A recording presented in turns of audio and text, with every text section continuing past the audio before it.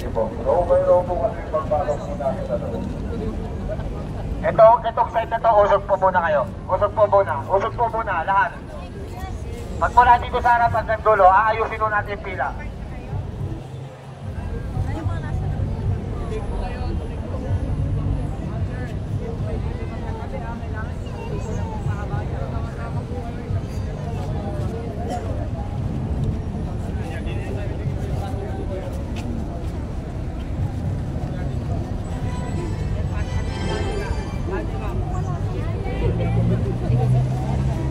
Itong side na to, adjust muna kayo sa kaliwa ninyo.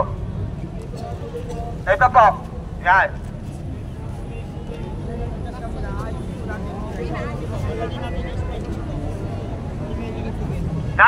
Nay, duktungan nyo na po yung likod.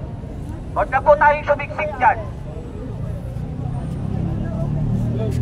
Ate, sa dulo.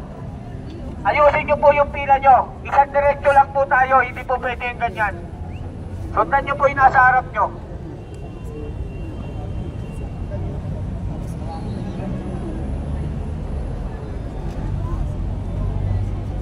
Pasok sa pila o, pasok.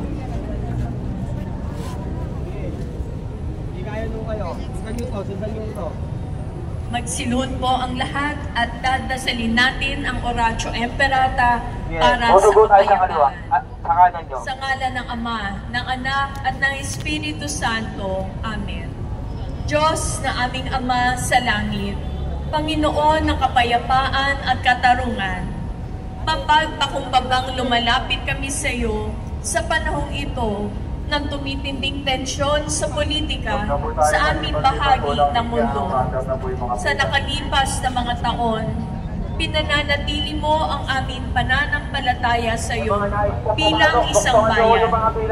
Ang pananalig namin sa iyong kagandahang loob ang siyang nagligtas sa amin sa napakaraming kalamidad na dulot ng kalikasan, gayon din na mga dahil sa kagagawa ng tao na dumagok sa aming kasaysayan.